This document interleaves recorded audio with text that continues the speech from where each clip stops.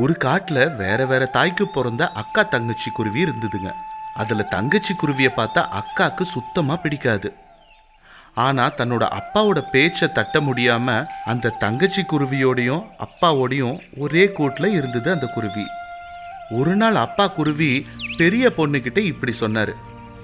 பாருமா, எப்படி ஆனாலும் அவ உன்னோட தங்கச்சி, எதுக்கு அவ மேல வெறுப்ப காட்டுற? அவளால உனக்கு என்ன கெடுதல் நடந்தது சொல்லு. அவளுக்கு உன்னன்னா அவ்வளோ பிடிக்கும். இப்படி ஒரு தங்கச்சியை நீ எவ்வளோ நல்லா பார்த்துக்கணும் சொல்லு. அதான் சொல்கிறேன், இனிமேலாவது உன்னோட சித்தி பொண்ணை உன் சொந்த தங்கச்சியாக பார்த்துக்கோமா.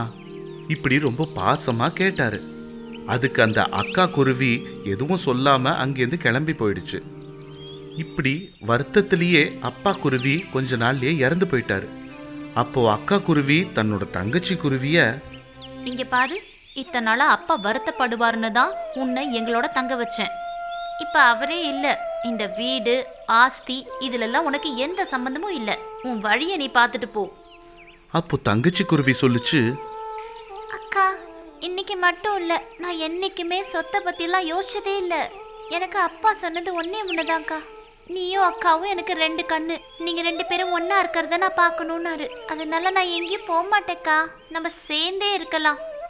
இப்படி தன்னோட அப்பாவோட இறுதி ஆசைக்காக எவ்வளவோ போராடிச்சு.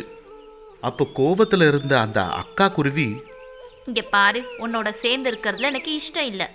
மரியாதையா இன்னும் 1 வாரத்துல உன்னோட வழியை பார்த்துட்டு இங்கேருந்து கிளம்பி போயிடு. அதுதான் உனக்கும் நல்லது, எனக்கும் நல்லது. இப்படி தன்னோட முடிவை ரொம்ப கண்டிப்பா சொல்லிட்டு போயிடுச்சு. அப்போ தங்கச்சி குருவி, என்னது இது, எவ்வளவு சொன்னாலும் அக்கா ஒத்துக்கவே இல்லை. சரி, அக்காக்கே இஷ்டம் இல்லைன்றப்போ நான் மட்டும் என்ன பண்றது? இப்படி நினைச்சிட்டு தான் வாழறதுக்கு அந்த காட்டுல ஏதாவது ஒரு வழியை தேட ஆரம்பிச்சுது. இப்படியே வேலைக்கு தேடுறதுலே 1 வாரம் ஓடிடுச்சு. அப்போ சொன்ன மாதிரியே அக்கா குருவி தங்கச்சி குருவி கிட்ட சொல்லுச்சு, உனக்கு 1 வாரம் முன்னாடியே சொல்லிட்டேன், ஏதாவது ஒரு வழியை பார்த்துக்கிட்டு என் வாழ்க்கையிலேருந்து போயிடுன்னு. என் வார்த்தையை ரொம்ப தெளிவாக புரிஞ்சிட்டு இருப்பேன்னு நினைக்கிறேன். இனி உனக்கு சொல்லி புரிய வைக்கிற நிலைமையில நான் இல்லை. மரியாதையா வெளியே போயிடு. அப்போ தங்கச்சி குருவி, அக்கா, உண்மையா உன்னோட பேச்சை கேட்டு நான் வெளியே போகணும் தான் நினைச்சேன். அதனால ஏதாவது வேலை கிடைக்குமான்னு தெரிஞ்சிட்டு இருந்தேன். அதுக்குள்ளேயே 1 வாரம் முடிஞ்சு போயிடுச்சு. எனக்கு இன்னும் கொஞ்சம் டைம் கொடுக்கா. ஏதாவது ஒரு வேலை வீடை பார்த்துக்கிட்டு நான் போயிடுறேன். உன் பக்கமே திரும்பி பார்க்க மாட்டேன். அதெல்லாம் முடியாது. இன்னும் 1 நிமிஷம் கூட இங்கே இருக்க விட மாட்டேன். போ வெளியே. இப்படி பலவந்தமா தன்னோட சித்தி பொண்ணு குருவிய வீட்டை விட்டு வெளியில தள்ளிடுச்சு. அப்போ வேற வழி தெரியாம ரோட்ல தனியா இருந்த குருவி வருத்தத்துல உட்கார்ந்துட்டு இருக்கிறப்போ ஒரு கிளி அங்க வந்தது. இங்க பாருமா, நானும் உங்க அப்பாவும் நண்பர்கள். உனக்கும் உன்னோட அக்காக்கும் நடந்த மொத்தம் எனக்கு தெரியும். சரி, உனக்கும் உங்க அக்காக்கும் தெரியாம உங்க அப்பா ஒரு விஷயத்த மறைச்சு வச்சிருக்காரு. அது அவருக்கு பிடிச்ச ஆப்பிள் வீடு. இப்போ கூட இல்லாம இருக்கிற நீ உங்க அப்பாவுக்கு ரொம்ப விருப்பமான ஆப்பிள் வீட்டுக்கு வா, போலாம். இப்படி சொல்லி குருவிய ஆப்பிள் வீட்டுக்கு கூட்டிட்டு போச்சு. அந்த வீட்டில் தேவையான எல்லா பொருட்கள், பழங்கள், பணம் எல்லாமே அவ்வளோ அற்புதமாக ஏற்பாடு பண்ணியிருந்தது. என்னைக்காவது உனக்கு இப்படி ஒரு நிலைமை வரும்னு உங்க அப்பா ரொம்ப பயந்தாரு. அதுக்கு தானோ என்னமோ உனக்காக இங்க ஒரு ஆப்பிள் வீடு தயார் பண்ணியிருந்தாரு. ரொம்ப தேங்க்ஸ் அங்கிள். சமயத்துக்கு வந்து எனக்கு நீங்க ரொம்ப உதவி பண்ணீங்க. இப்படி சொல்லி அன்னிலிருந்து குருவி தன்னோட ஆப்பிள் வீட்டில் இருந்து ஏதோ ஒரு சின்ன வியாபாரம் பண்ணி வாழ்க்கையை நடத்தி வந்தது. இப்படியே கொஞ்ச நாட்கள் போனதுக்கு அப்புறமா தன்னோட அக்கா யாரையோ நம்பி மோசம் போய் தன்னோட சொத்தெல்லாம் இழந்து நடு ரோட்டுக்கு வந்துருச்சு. இந்த விஷயம் தெரிஞ்சு தங்கச்சி குருவி அக்கா கிட்ட போய், பாருக்கா, நடந்தது நடந்து போச்சு. நம்ம எப்பயும் ஒன்னா இருக்கணும்னு அப்பா நினைச்சாருல்ல, அதனாலதான் இப்படி நடந்ததோ என்னமோ. சொத்தெல்லாம் போயிடுச்சு, நீ வருத்தப்படாத. இன்னில இருந்து இந்த ஆப்பிள் வீட்ல நம்ம 2 பேரும் சேர்ந்து இருக்கலாம். இப்படி சொல்லுச்சு. அதுக்கு அக்கா குருவி, சாரி தங்கச்சி, எதுக்காகவோ சின்ன வயசுல இருந்து உன் மேல கோவமா இருந்தேன். இனிமேல் கோவமே இல்ல. உனக்கு நான், எனக்கு நீ. உன்னை கஷ்டப்படுத்திருந்தா என்ன மன்னிச்சிடு. இப்படி சொல்லுச்சு.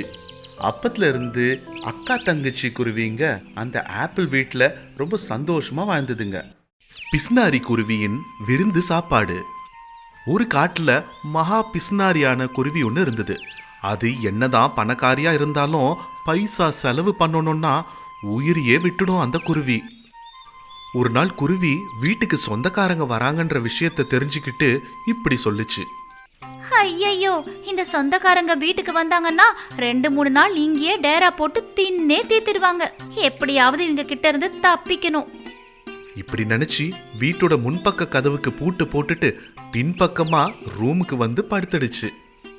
சொன்ன மாதிரியே சொந்தக்காரங்களும் வந்தாங்க. ஆனா கதவு பூட்டி இருக்கிறத பார்த்து ரொம்ப நேரமா காத்துட்டு இருந்து அந்த பக்கமா போயிட்டு இருந்த காக்காவை கேட்டாங்க. என்னங்க, இந்த வீட்ல எங்க அத்தை பொண்ணு இருப்பா, அவ எங்க போயிருக்கான்னு உங்களுக்கு தெரியுமா? ரொம்ப நேரமா அவளுக்காக காத்துக்கிட்டு இருக்கோம். இப்படி கேட்டதும் அந்த காக்கா சொல்லுச்சு, சரியா போச்சு, இந்த பிஸ்னாரி குருவி வீட்டுக்கா வந்தீங்க? வரும்போதே சாப்பாடு தண்ணி எல்லாத்தையும் நீங்களே கொண்டு வந்துடணும். அதெல்லாம் இங்கே எதிர்பார்க்காதீங்க, இல்லைன்னா வந்த வழியை பார்த்துட்டு போங்க. நீங்கள் இங்கே இருக்கிற வரைக்கும் அது வீட்டுக்கு வராது. இங்கே எங்கேயாவது மறைஞ்சிருந்து உங்களை கவனிச்சிட்டு இருக்கோம். அதனால நல்லா யோசிச்சுக்கோங்க. இப்படி சொல்லிட்டு காக்கா அங்கேருந்து கிளம்பி போனதும் குருவியோட சொந்தக்காரங்க எல்லாம் அங்கேருந்து கிளம்பி போயிட்டாங்க. ஒரு நாள் அந்த பிஸ்னாரி குருவி அக்கம் பக்கத்துல இல்லாதப்போ காட்டுல இருந்த மற்ற பறவைகள்லாம் ஒரு இடத்துல கூடுச்சுங்க. இப்படி பேசிக்கிச்சுங்க. எப்படியாவது இந்த பிசுனாரி குருவிக்கு புத்தி வர மாதிரி ஏதாவது நம்ம செய்யணும். நம்ம வீட்டுக்கு வந்து சாப்பிடுறாளே தவிர என்னைக்காவது அவ வீட்டுக்கு கூப்பிட்டு ஒரு சொட்டு தண்ணி கொடுக்கறாளா பாரு. ஆமா, எப்படியாவது நம்மெல்லாம் ஒன்று சேர்ந்து அவ கையால ஒரு விருந்து சாப்பாடை ஏற்பாடு பண்ணணும். இப்படி அங்க இருந்த எல்லா பறவைகளும் அந்த பிஸ்னாரி குருவிக்கு தெரியாம ஒரு முடிவுக்கு வந்து என்ன பண்ணா இந்த பிஸ்னாரி குருவி அதுவே விருந்து ஏற்பாடு செய்யும்னு யோசிக்கிறப்போ ஒரு நாள் அந்த பிஸ்னாரி குருவி தன்னோட உறவினரை பார்க்கறதுக்கு பக்கத்துல இருந்த காட்டுக்கு போச்சு. சரியா அந்த நேரம் பார்த்து காட்டுல இருந்த வனதேவதையோட பூஜை நடந்ததால ஒரு கிளிக்கு நல்ல யோசனை வந்தது. அதனால அதை மற்ற பறவைங்க கிட்ட சொல்லி பிஸ்னாரி குருவி வீட்டுக்கு திரும்பி வரப்போ எல்லாம் சேர்ந்து அதை போய் பார்த்தாங்க.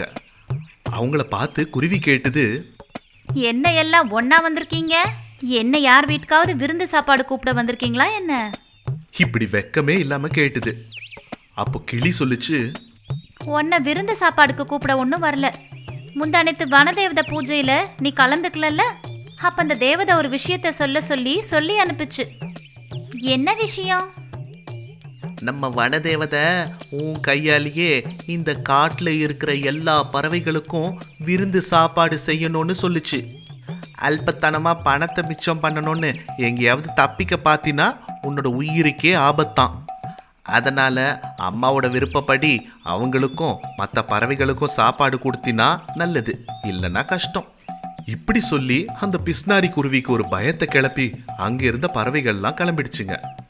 அப்புறம் மரண பயத்துல இருந்த அந்த குருவி இப்படி நினைச்சுது, ஐயோ, இந்த வனதேவதைக்கு என் மேல ஒரு கண்ணு வந்துருச்சு போல. அவங்களுக்கு மட்டும் வேணும்னு கேட்டிருந்தா நான் என்ன வேணாலும் சமைச்சு கொடுத்துருப்பேன்ல. இப்படி காட்டு பறவைங்களுக்கு எல்லாம் விருந்து கொடுக்கணும்னா என்ன அர்த்தம்? சரி, எவ்வளவு செலவானாலும் பண்ணிதான் ஆகணும். இப்படி யோசிச்சுது. அதோட அல்ப புத்தியால அந்த விருந்துக்கு தேவையான பொருட்கள் எல்லாம் காசு கொடுத்து வாங்காம ஃப்ரீயா எப்படி கிடைக்கும்னு யோசிச்சுது. நிஜமா இது ரொம்ப நல்ல யோசனை. பக்கத்து காட்டுக்கு போய் தேவதையோட பேரை சொல்லி ஒரு நாள் அரிசி, ஒரு நாள் பருப்பு, இப்படி விருந்துக்கு தேவையான எல்லாத்தையும் கேட்டு வாங்கிட்டு வந்தேன்னா ஒருவேளை பொருள் அதிகமா கிடைச்சிட்டா கூட எனக்கு இந்த மாசம் பூரா ஓட்டிடலாம். அதுவே விருந்துக்கு சரியா போச்சுன்னா எனக்கு செலவு மிச்சம். இப்படி தன்னோட குறுக்கு புத்தியால பக்கத்துல இருந்த காட்டுக்கு போய் வீடு வீடா போய் தேவையான பொருட்களை கேட்டுது. வனதேவதை பேரை சொல்லி கேட்டதால இருக்கிறவங்க மட்டும் இல்ல, எதுவும் இல்லாதவங்க கூட அவங்களால முடிஞ்சதை எதையோ கொடுத்தாங்க. இப்படி ஒரு ஏழை புறா தான் பிள்ளைகளுக்காக வச்சிருந்த உணவுப் பொருட்களை குருவி கேட்டதுன்னு கொடுத்தது. இப்படி இந்த புறா கொடுத்ததை பார்த்து அந்த குருவி தான் மனசுல நினைச்சது, என்னது வனதேவ பேரை கேட்டதும் தனக்கு இருக்கா இல்லையான்னு பார்க்காம கூட எல்லாத்தையும் கொடுக்கறாங்க இவங்க. ஆனா இவ்வளவு காசு இருந்து கூட நான் ஒரு பைசா கூட செலவு பண்ணலனா உண்மையா இந்த விருந்து நான் கொடுத்தா கூட அந்த வனதேவதைக்கு பிடிக்குமா? இனிமே இந்த கஞ்ச புத்திய கொஞ்சம் ஓரம் கட்டணும். ஏழைங்க கூட புண்ணியத்தை பத்தி யோசிச்சுட்டு இருக்கும் போது இவ்வளவு காசு இருந்தும் நான் அவங்க கிட்ட பிச்சு எடுத்து பாவத்தை சேர்த்துக்கணுமா? இப்படி நினைச்சு செஞ்சிட்டு இருந்த வேலையை நிறுத்திட்டு தான் சொந்த காசை வச்சு காடு முழுக்க இருந்த எல்லா பறவைகளுக்கும் உணவை பரிமாறிச்சு. வெறும் அன்னைக்கு மட்டும் இல்ல, தான் மேல இருந்த பிசுனாரின்ற பேரு போற அளவுக்கு அது தாராள மனசோட வாழ்ந்தது.